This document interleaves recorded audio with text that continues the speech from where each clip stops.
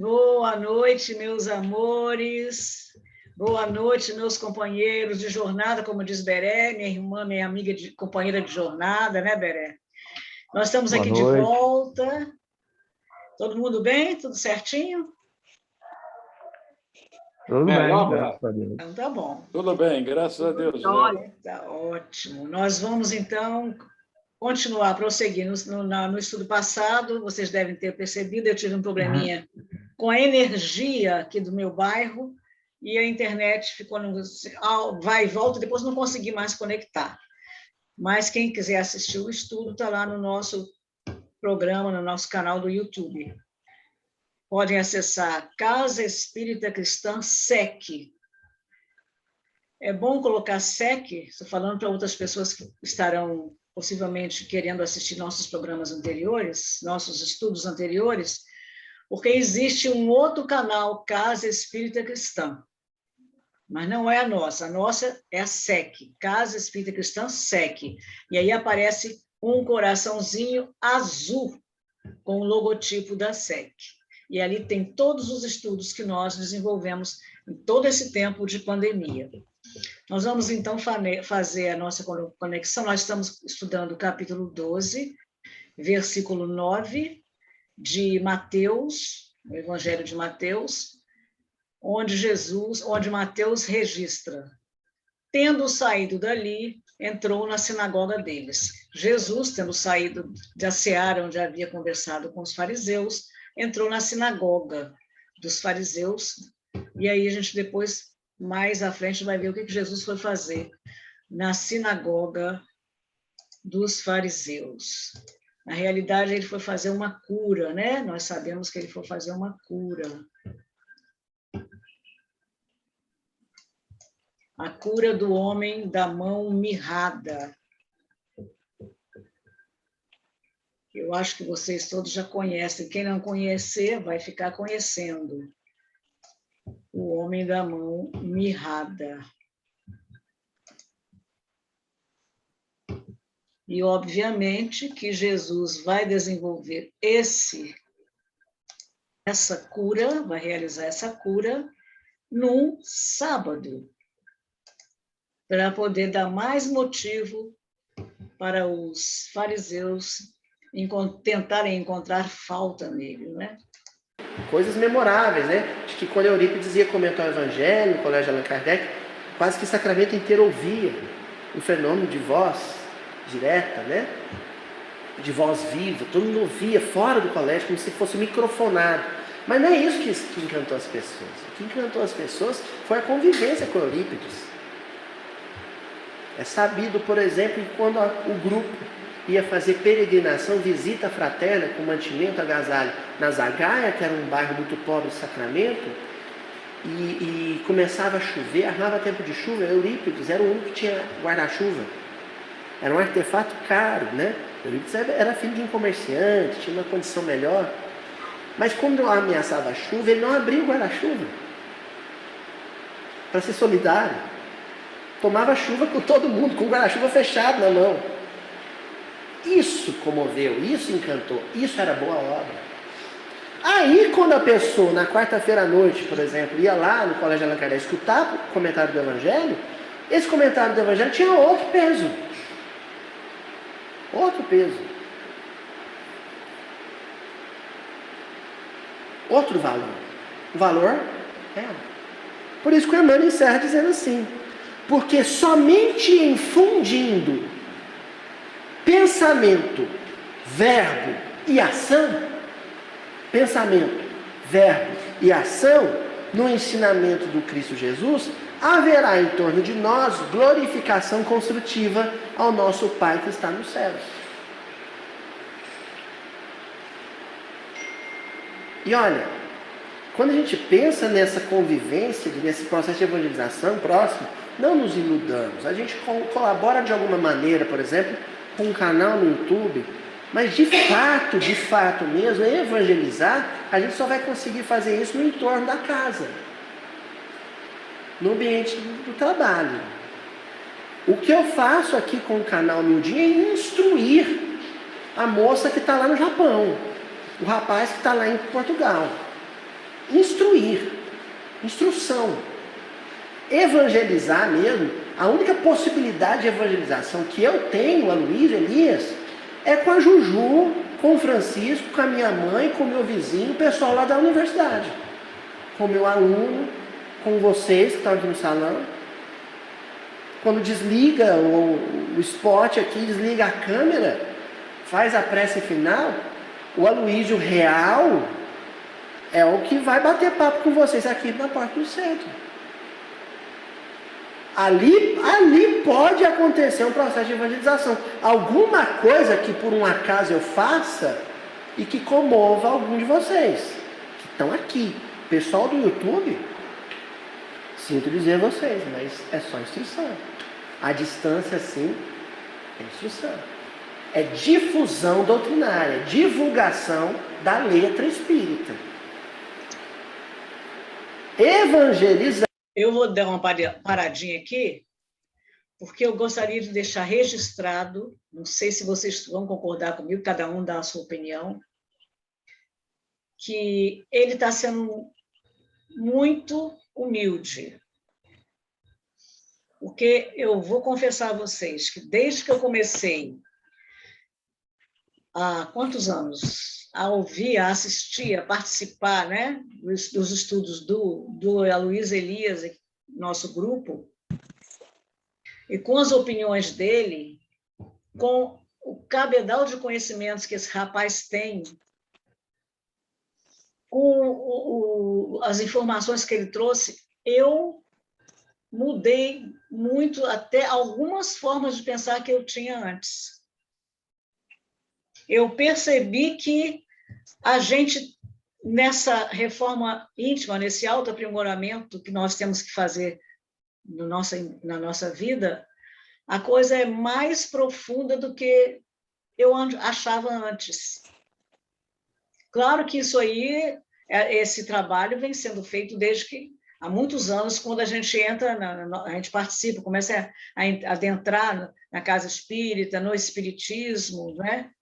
Mas essas palavras dele, esses ensinamentos dele, os testemunhos que ele nos traz, isso tem sido muito importante para a nossa reflexão. A gente vai meditar se a gente está fazendo realmente como deveria, porque o ensinamento que ele traz sobre o Antigo Testamento, sobre Jesus, são muito ricos. Mas eu entendi o que ele falou. Sim, eu entendi também. Ele falou de evangelizar no sentido de exemplificar na convivência, porque as pessoas só vão perceber quem é o Aloysio, né? E ele só vai poder influenciar evangelizando na convivência. Mas eu quero dizer que, mesmo na instrução que ele passa, é muito cabedal de informação e que também influencia muito, gente, no nosso pensar. Sim, mas como ele está falando, é instrução, né? E talvez o que ele estava tentando dizer é que o que arrasta é o que ele faz. Sim, em torno das pessoas, e não o que ele está falando. Né? Que aí sim é a evangelização que se dá no fazendo. Né? Mas isso aí pode ser como é que a gente fala? Um start, porque você passa a repensar sua vida, a refletir sobre o que ele está fazendo, e isso aí, você tendo uma melhora no seu modo de pensar, no seu modo de agir, você automaticamente também está passando isso para outras pessoas. Então, é como se fosse até... Não, com certeza. Com certeza. Eu acho que o que o Chico estava falando, eu concordo também. Ele está querendo dizer isso. E você também falou, né, Gisela? Mas a verdadeira evangelização é pelo exemplo. Sim. Né? É pela prática, né? O evangelho chegou a nós... Oi? É pela prática. Ele quer dizer que é necessário praticar, né? E aí... demonstrar a prática. Olha, eu diria até que não é necessário praticar. É não, imprescindível. É imprescindível. É porque o evangelho não é o livro. O evangelho é Jesus. são os exemplos que ele teve, né, perante nós quando ele esteve aqui. Ele era o Evangelho. Ele deixou nada escrito e depois escrever o que ele falava para poder repassar para as pessoas. Mas a verdadeira evangelização é pela prática, mesmo pelo exemplo. Pelo exemplo que cada um dá dentro da própria casa espírita também. O Egeu lá mexendo a comida, fazendo molho. A palavra fica, mas é sempre a Berenice fazendo bordado lá com as costureiras, cada um fazendo a sua parte, dando exemplo. Né? Hein? Cada um fazendo a sua atividade. Né? Isso aí evangeliza mais do que o exemplo é que arrasta, né? A palavra... as palavras são importantes, mas é o que ele está dizendo. As palavras são instrução. Né? Ele é altamente capacitado, esse Aloysio. Eu não estou nem querendo ir de encontro à opinião dele. Eu estou querendo apenas reforçar aqui os ensinamentos dele, embora ele disse, eu estou só instruindo, realmente, mas que tem maior peso do que uma simples instruçãozinha de boca, entendeu? Que quem realmente conseguir assimilar, apreender o que ele está falando, pode ser mais importante do que uma simples sem dúvida, blá, blá, blá, Gisela. né? Acho que você está com a razão também. As instruções que ele passa são espetaculares, são bastante interessantes, ele tem didática também para fazer isso aí. E nós já temos uma determinada bagagem de aprendizado dentro de sala de aula, dentro da própria casa espírita, né? Mas o que ele está querendo transmitir é o exemplo. É verdade. Não, isso aí, sem dúvida nenhuma. Eu não discordo em momento nenhum. Até porque ele fala, muitas das vezes, que ele é criticado por determinadas coisas que ele fala, ou postura que ele tem, que as pessoas acabam compreendendo de outra forma. Então, ele acaba sendo criticado. E por isso que talvez ele enfatizou mais a questão do fazer, né? Até porque o próprio Jesus foi mal compreendido em diversas situações, né? Palavras, realmente, o vento leva, né? Mas desde que você apreenda, né? Senão, o verdadeiro sentido, você pode se beneficiar. Senão, vocês têm razão, é isso mesmo. Palavras são palavras, mas eu queria apenas elogiar o trabalho dele.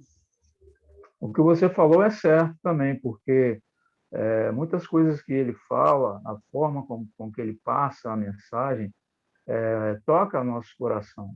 Então, ele está evangelizando também, sim, com certeza, né? Sem sombra de dúvida. Não chega a ser uma evangelização, mas é uma... Porque a gente vê verdade no que ele fala, né? A gente vê verdade na entonação que ele dá, no modo de que ele conduz, com que ele fala, com que ele coloca, as colocações que ele faz. Então, isso também evangeliza, né? Ajuda nesse processo. Essas verdades que ele fala já estão no interior da gente. Então, a gente vê que é verdade e fica satisfeito pelas colocações dele. Mas é isso, meus amados. Mais alguém quer falar alguma coisa? É só para ressaltar que ele é um grande pesquisador, né? Sim. E ele é um professor de história, né? Também, né? Isso facilita muito o trabalho que ele vem fazendo.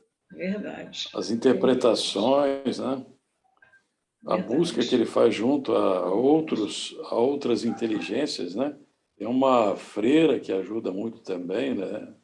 Contribui. Ele tem uma equipe muito grande. A equipe que está fazendo ajuda, o suporte, é muito grande. É isso aí, meus amigos do coração. Vamos então prosseguir. Serão aqueles que, ao desligar o YouTube, ao desligar o celular, desligar o computador, mirar em alguém próximo que possa ser referência e se deixar sensibilizar pelas suas boas obras. Olha ao redor, porque às vezes a gente está tão entusiasmado com a figura de mídia, com o palestrante famoso da internet, que aquele bom exemplo que eu tenho em casa, eu não estou vendo. Às vezes um filho amado que dá um exemplo, um testemunho maravilhoso, dona Cíntia, de resignação, de coragem, de valentia, é ele que está me evangelizando. É ele. O Aloysio só está me oferecendo instrumentação intelectual para que eu consiga decodificar o exemplo desse evangelizador que está do meu lado.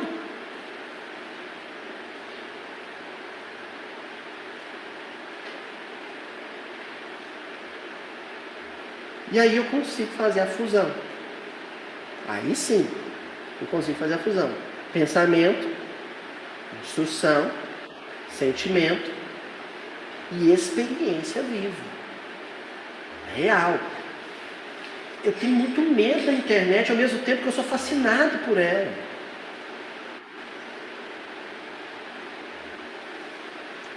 Eu tenho medo porque ela cria um mundo que não é real. Não é.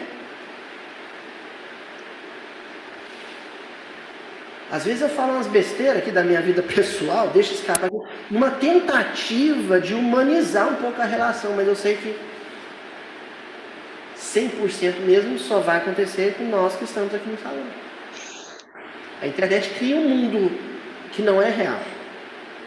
O real é o que a gente tem que procurar. É o que Jesus está convidando aqui nesse versículo. Aquela discussão teológica com os fariseus, ela era uma discussão num campo intelectivo.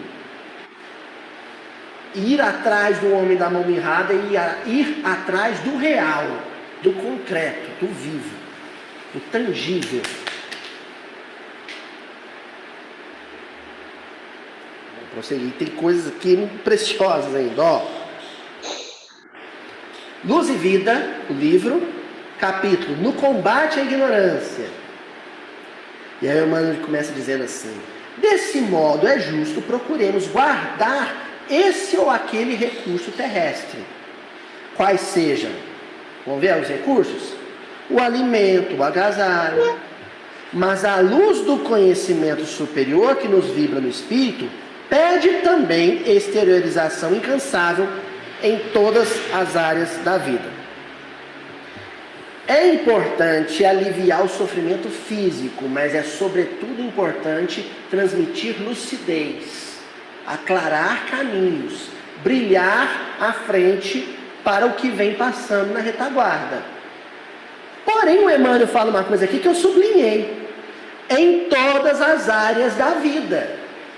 Porque senão o sujeito acha que esse processo de iluminação coletiva só é possível no templo, no salão espírita, no congresso. E Emmanuel está dizendo em todas as áreas da vida. No trânsito. Eu ilumino e, portanto, evangelizo na maneira como eu me comporto no trânsito.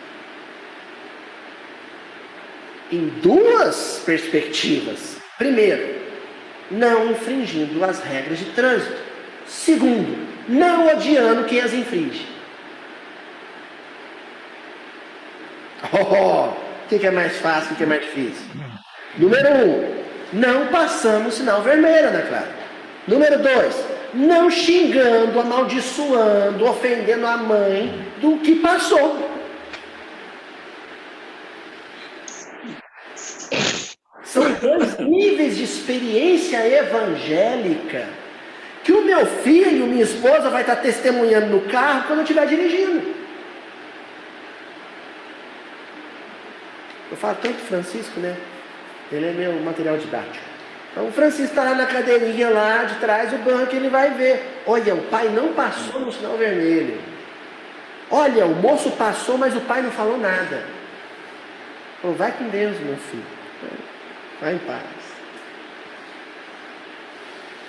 Pronto, evangelizei meu filho. Aí depois disso, gente, o Francisco chegar no centro comigo, sentar na cadeira e escutar o pai dele fazer palestra, aí é complementação.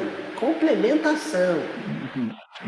E só vai ser eficaz se o Francisco conseguir linkar, conectar o pai que dirige o automóvel com o orador que está falando ali na frente.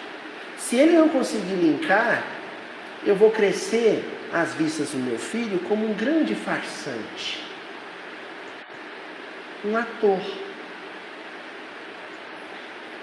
um hipócrita. Lembrando a origem da palavra hipócrita que eu já falei aqui, origem grega.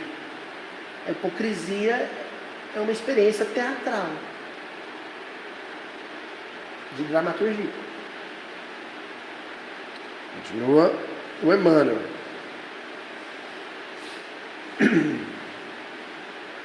Aí ele completa, ó. Por todos os meios ao nosso alcance, sob a inspiração do amor infatigável, a fim de que o trabalho e o progresso, a fraternidade e o discernimento nos livrem de todo mal. Por todos os meios ao nosso alcance. Meios, tem uma palavra que é uma palavra equivalente e que está super na moda. Sabe outra palavra para meios? Mídia. Mídia quer dizer meios, canais, veículos. O Emmanuel está dizendo por todos os meios.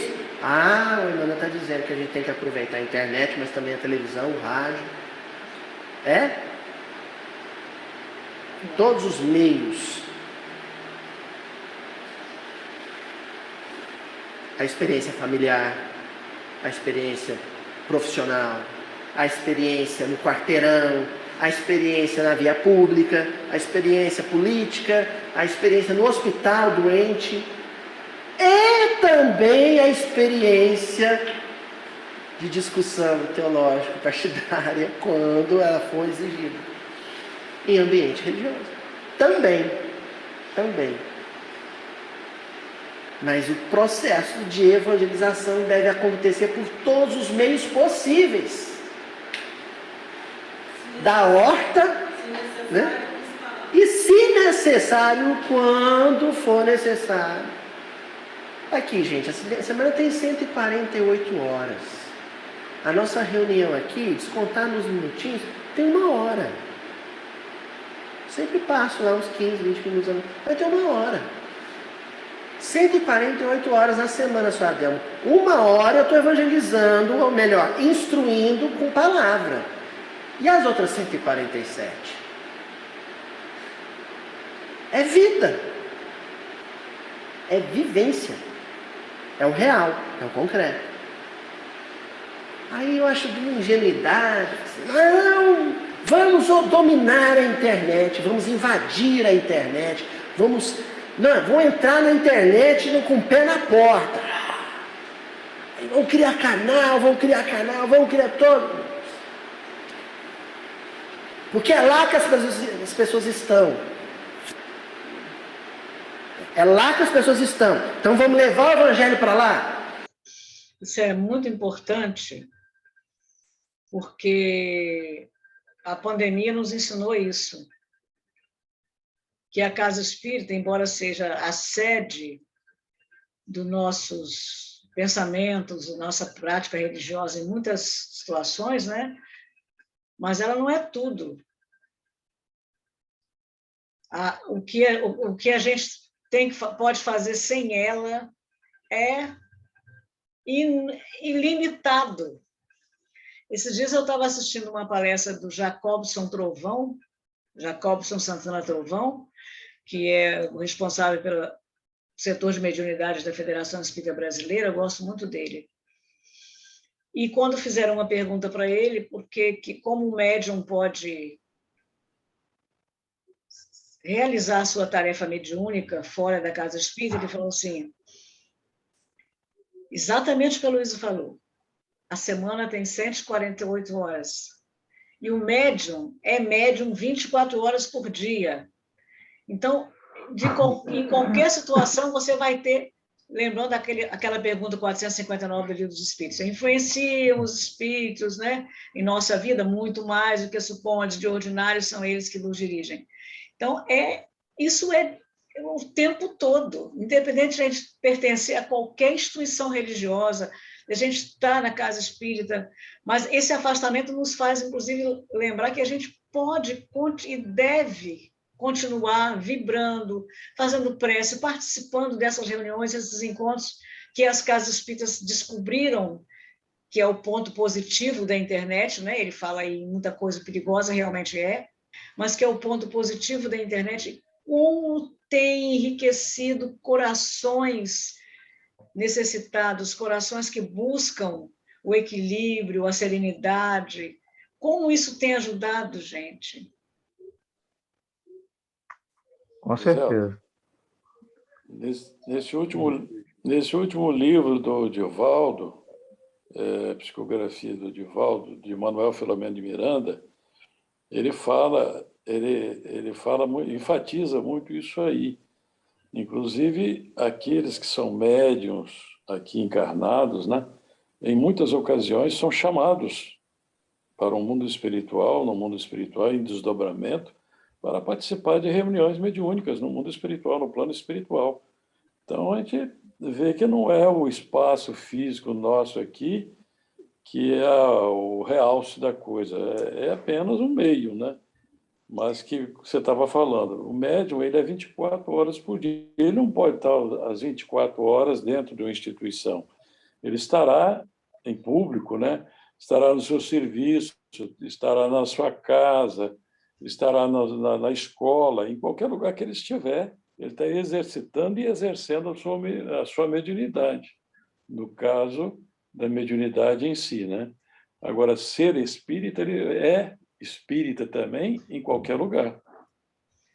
Como também ser o cristão, né, Egeu? A mediunidade é, como diz o Jacobson Trovão, o que você vai fazer na casa espírita é apenas um dos itens da mediunidade, que é o transe, né? Mas o cristão também tem 24 horas para mostrar se ele realmente está seguindo o Evangelho de Jesus. E realmente no lar, gente, é onde começa os maiores exemplos. Exemplo, né, de muitas vezes. A gente aqui, desafios, eu não posso falar nada, que aqui em casa não tem problema. São os maiores desafios, né? Exatamente. Mas os maiores desafios estão assim. Eu vou mais além. Eu botei aqui que eu estou ouvindo mal aqui, porque quando ligam para mim, eu estou no telefone. Todos nós, independente de quem seja, se vai à igreja, se não vai, se vai na casa de espírito, todos nós somos acionados para trabalhar no mundo espiritual. Os amigos espirituais, mentores, se utilizam de nós para requerer algum tipo de energia, em desdobramento. Todos nós, independente de pessoa, nós somos levados, tirada energia. Todos nós estamos utilizados, independente se vamos ou não vamos em algum lugar. Interessante, né? É verdade. E independente de ser espírita ou também não, né, Helder? Isso, garotinho. O Jacobson fala, inclusive, que porque algumas pessoas me perguntam, mas assim eu não vou trabalhar no plano espiritual? Vai, você está só corroborando com o que o Egeu falou aí sobre o livro, né? Os Rumos da Transição Planetária, do Divaldo, Manuel Filomeno de Miranda. Vai, nós estamos sendo chamados, convocados para trabalhar no mundo espiritual. Mas eu não me lembro, mas a gente não lembra de todos os sonhos, é muito raro, né? Eu, pelo menos, tenho muita dificuldade de lembrar de sonho. E está sendo trabalhado. E outra coisa que ele falou que eu achei muito interessante, não pense vocês que a evangelização, a doutrinação se dão só na casa espírita. Você atende um telefone de alguém que quer conversar com você, dependendo da pessoa, você está doutrinando, você está esclarecendo. Uma pessoa que trabalha na sua casa, que te ajuda no serviço, tem um problema e vem conversar com você, você está ali como esclarecedor, ajudando. Por quê? Atrás dessas pessoas tem sempre um espírito. A gente não está sozinho nunca. Então, atrás de cada pessoa com quem nós estamos conversando, com quem nós estamos ali tentando, né, ajudar aquela pessoa, muitas pessoas nos procuram, atrás daquelas pessoas tem 1, 2, 3, 4 espíritos. Não é verdade? Isso mesmo. E então, o que ele fala, isso é um trabalho... Necessitados, precisando ouvir. O trabalho que Egeu faz, que Chaco faz, né, que vocês todos fazem, é um trabalho exatamente, não apenas para quem lhes procura, mas o trabalho também Agora, o que nós ao estamos nível fazendo aqui agora? espiritual. Hein?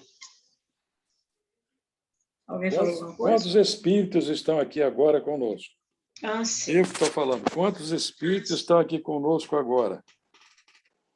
Não sei, você contou? Não se pode nem... não sei. Estão em rede Assim, com a gente. Por amostragem, são centenas. É verdade. Garotinho, você é médico. Gente, talvez eu vou ter que desligar meu iPad, tá?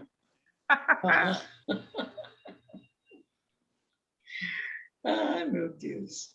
Vamos prosseguir, então. É isso mesmo, gente. O trabalho é diário, é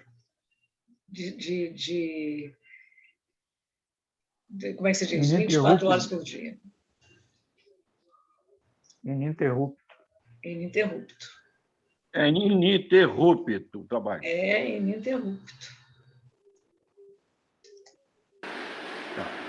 O evangelho vai ficar aqui na vida real. O que nós vamos tentar fazer é tirar as pessoas de lá. Por quê?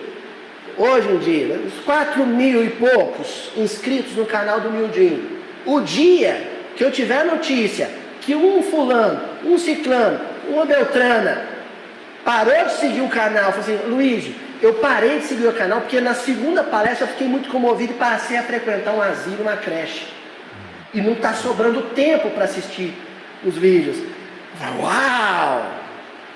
Pronto, consegui expulsar fulano da internet. Ele não tem tempo mais para YouTube.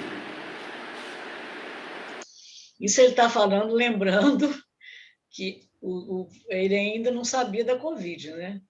Ele ainda não estava no tempo da Covid.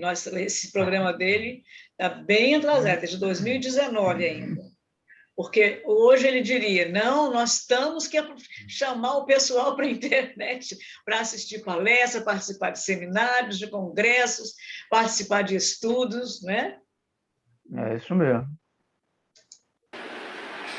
Começar a cair os inscritos do YouTube, as visualizações de... Hein? Fala, Chico. Diminuírem. Sabe por quê? Porque as pessoas não estão tendo tempo para ficar assistindo o gordo barbudo falar. Agora elas estão indo viver. Estão ficando mais tempo com o filho. Estão indo lavar louça. Estão indo para o hospital, estão indo para a creche, estão indo para o asilo, estão indo para a praça conversar com o vizinho. Aí eu vou ficar feliz demais. Aí fecha esse canal, vão viver. Qual o problema? Não vou comemorar 50.000 inscritos, não. Eu vou ficar desconfiado. Pô, esse povo está demais nesse canal. Está vendo vídeo demais. O que eles estão fazendo? Estão vivendo só na internet? Eu põe tiro no pé isso, né? Vou contra. Eu nunca montamos esse canal para atrair as pessoas para a internet. É o contrário. A minha fala aqui é para as pessoas ficarem menos tempo na internet. E mais tempo na vida real.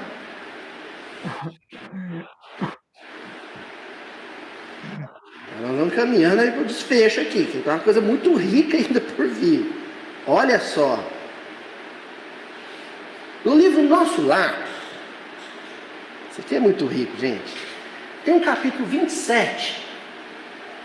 O título do capítulo já é muito forte. Se nós considerarmos que o nosso lar é uma colônia de trabalho.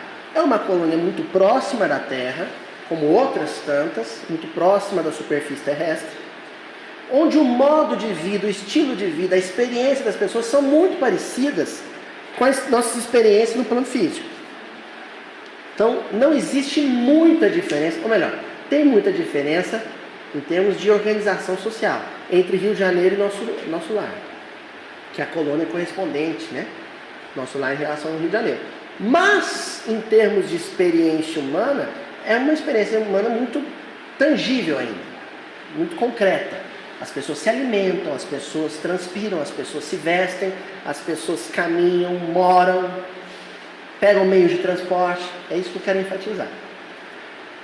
E quando o André Luiz chegou no nosso lar e começou a ter essa nova experiência, né, urbana, numa cidade socialmente mais ordeira, porque espiritualmente mais elevada, uma coisa que o incomodava muito era estar na condição de aprendiz, de estudante, mas sem botar a mão na massa, sem ir para o trabalho, né? É uma coisa que o incomodava. Até porque ele ouvia Clarencio dizer, em uma ocasião ouviu Clarencio dizer para uma senhora que não queria fazer nada, só queria curtir o campo da música. O Clarencio dizia assim: minha senhora, nosso lar é uma colônia de trabalho. E o André Luiz tinha ido justamente lá no Clarencio pedir trabalho. Falou: opa, é aqui mesmo, quero trabalhar.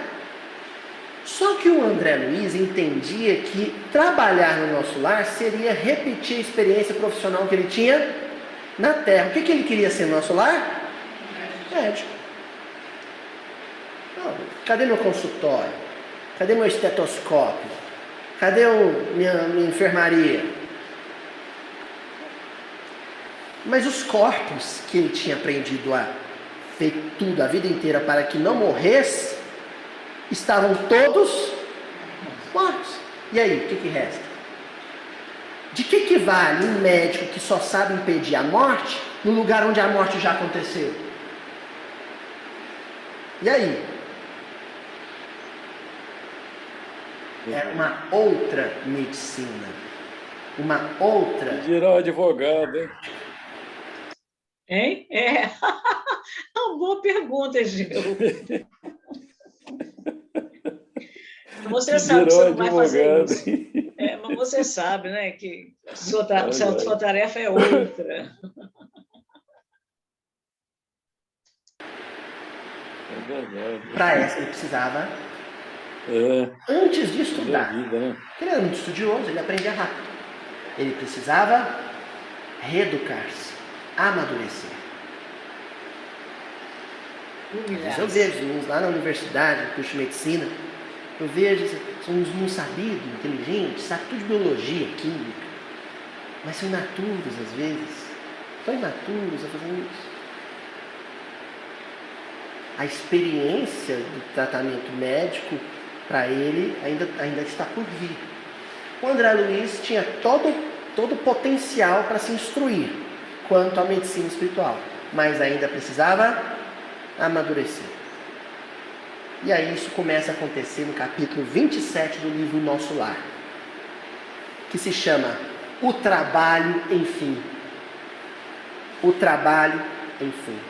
Olha, o André Luiz agora, Ana, vai sair de um patamar de discussão médico-partidária para um processo de elevação do pensamento das potências do coração, desfilar. E isso só vai se consolidar quando ele for conviver. Quanto mais ele entrar em contato com as doenças espirituais, mais maduro ele vai se sentir para um aprendizado sobre a saúde espiritual. Isso acontece no Ministério do Auxílio, num pavilhão do Ministério do Auxílio, um pavilhão de enfermaria. Está ele, o Tobias, a Narcisa, e uma série de enfermos acamados em sono profundo. Né? Porque mais tarde ele vai relatar os que dormem, né? Pessoas imersas num processo de letargia, um processo de introspecção, em enfermidade, porque mergulhadas num pensamento enfermiço. E aí começa, o Tobias estende as mãos, começa a dar um passo, e aí vão relatar o que acontece em seguida. Muito cuidadoso, Tobias começou a aplicar passes de fortalecimento sob meus olhos atônitos. Que medicina é essa? Médico estendendo a mão para curar.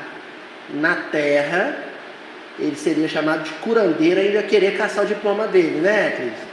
Médico estendendo a mão para curar.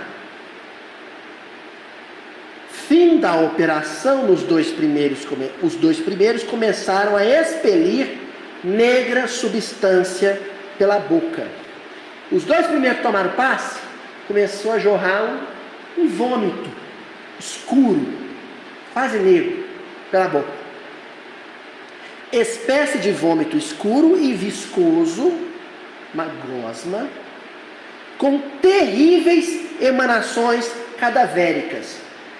E essa gosma tinha cheiro de cadáver, de carne podre. Um vômito escuro com cheiro de carne podre. Começou a sair pela boca. São fluidos venenosos que segregam, explicou Tobias muito calmo. A matéria mental se tangibilizava em matéria fluídica, que através do processo de passe terapêutico estava sendo regurgitado, expelido.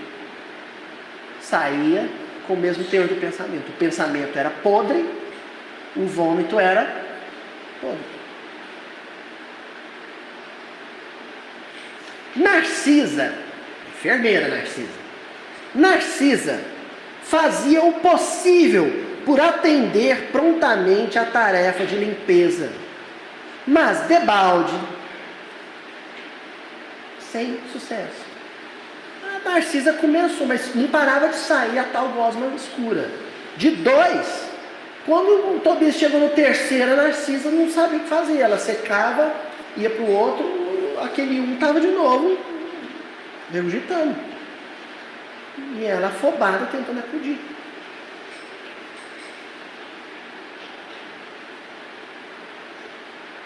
Você está lá, está olhando, o circo pegando fogo, a chapa esquentando, um dando passo, o outro limpando vomitado, sem doente, para uma enfermeira. O que você faria? Eu ia ajudar a Narcisa, mas o negócio era uma gosma preta com cheiro de cadáver. E aí?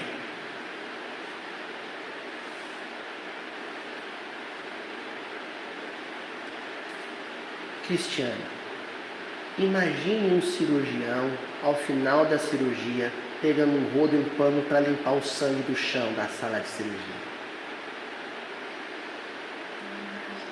Você imagina? Imagine, Valente. Falando pro... Não, deixa que eu levo o saco de lixo lá na... Lixo hospitalar, né? Deixa que eu levo. Imagina?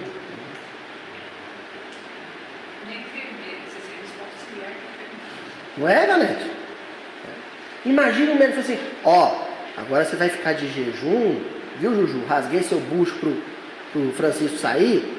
Na hora que você for a sua primeira refeição, deixa que eu vou lá que eu quero dar ela para você. Vou dar na sua boca. Aqui em Uberaba, no Hospital do Fogo Selvagem, do PENF, muitas vezes os enfermos chegavam assim, de lugares, sabe, distantes, remotos, moravam às vezes na roça, vinha uma viagem longa, o corpo com a ferida, né, com as úlceras.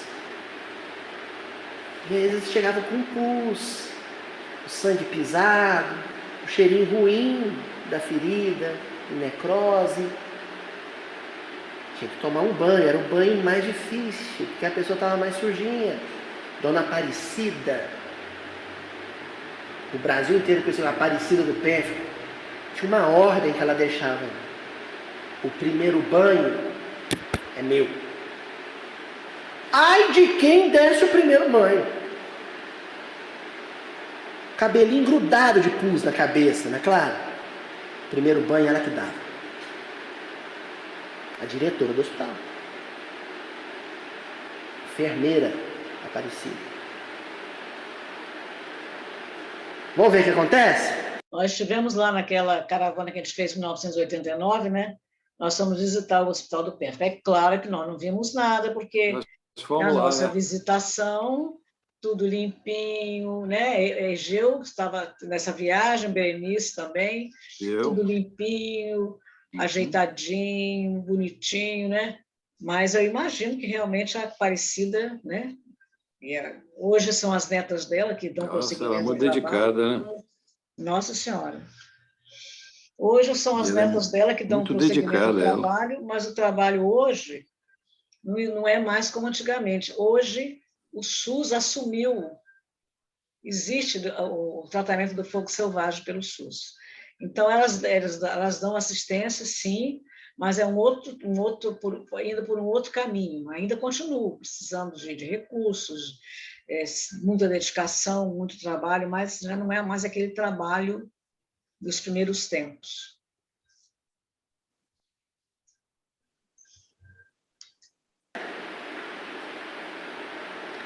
Grande número deles deixava escapar a mesma substância negra e fétida. Foi então que instintivamente me agarrei aos apetrechos de higiene e lancei-me ao trabalho com ardor. O doutor André Luiz desceu do salto, saiu da cátedra, abriu mão do manto sagrado branco e foi limpar vomitado com cheiro de carniça.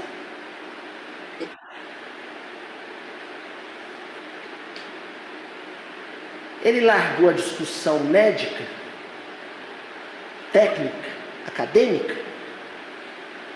e foi socorrer o homem da mão mirrada. A servidora parecia contente com o auxílio humilde do novo irmão, ao passo que Tobias me dispensava olhares satisfeitos e agradecidos. Eles estavam esperando, né? Quando eu disse, eu quero trabalhar. Eles não iam dizer, mas nós estamos esperando que você faça isso. Porque o André Luiz estava escolhendo o que fazer. Só quando você abandona o intelectualismo estéril das discussões infindáveis é que você se dá conta que a necessidade humana te convida ao serviço e que você não pode escolher qual necessidade atender. Essa sim, aquela não. Isso não é possível. O que tem que fazer, você faz. Isso é aquela frase, quando o servidor está pronto, o serviço aparece. Do livro Nosso Lar. Quando o servidor está pronto, o serviço aparece. O serviço continuou por todo dia. Gente, não foi 2 ou 3, não. O dia inteiro. Olha, às vezes o seu filho vomita, você vai e limpa um vomitadinho dele lá, é seu filho. Já fica mais difícil se for o filho de um outro. Já fica mais difícil se não for criança, se for um adulto. E quando você vai fazer isso um dia inteiro? Limpar vomitado dos outros um dia inteiro. Tem um monte de centro espírita André Luiz. Acho que a turma que batizou o centro com André Luiz, centro espírita André Luiz, quando lê essa passagem, que entende por que tem centro espírita André Luiz. Porque esse sujeito era grande. Estão entendendo? Agora não escreve bem só, não. Não é só um cientista da espiritualidade. É um exímio e talentosíssimo limpador de vomitado.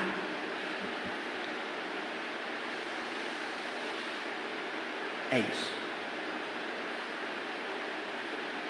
E nenhum amigo do mundo poderia avaliar a alegria sublime do médico que recomeçava a fazer isso, né? Fala aí, Gil. Oxalá que pelo menos Oxalá que pelo menos a gente venha fazer isso, né? Eu já pensei, falei, meu Deus do céu, Oxalá o que eu vou fazer? O que vai me estar reservado? A gente não adianta pensar, né? O negócio é chegar lá e se disponibilizar e pronto.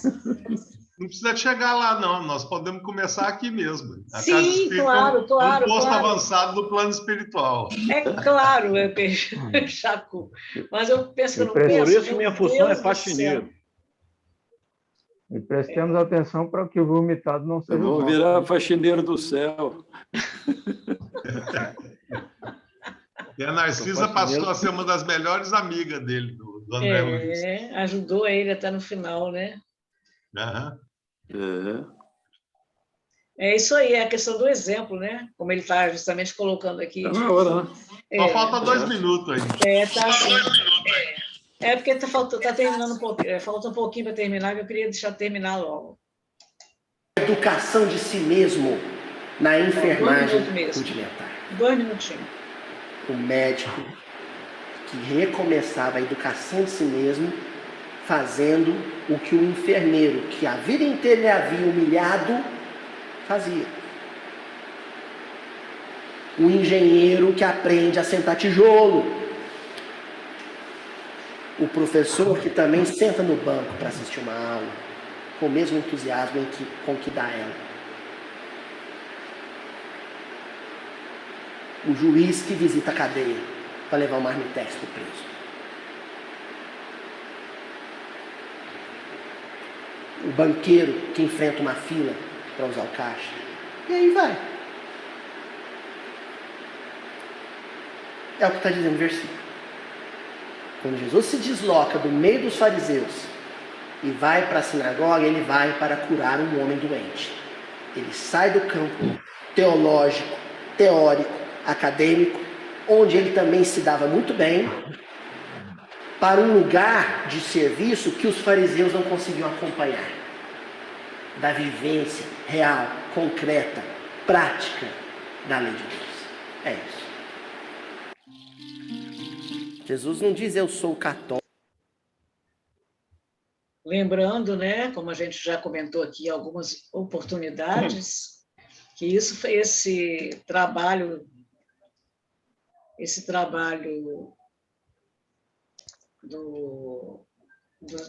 do caminho, né? Do caminho, né? Foi justamente o trabalho dos irmãos do caminho, né? Foi justamente o que o Gamaliel ficou mais impressionado quando ele foi visitar o caminho, né? Quer dizer, justamente o que os fariseus não faziam. Né? É um argumento verdadeiro, né, Gisela? Acho que o negócio ficou lá. Eu acho que peraí um pouquinho, gente. Casa do Caminho. Deixa eu diminuir, peraí. Acabou que eu não estou conseguindo ir lá, peraí. Você quer fazer o quê, Gisela? Quero sair daqui, que eu não saí. Não, aqui para nós já saiu. Você vai parar a gravação agora, né?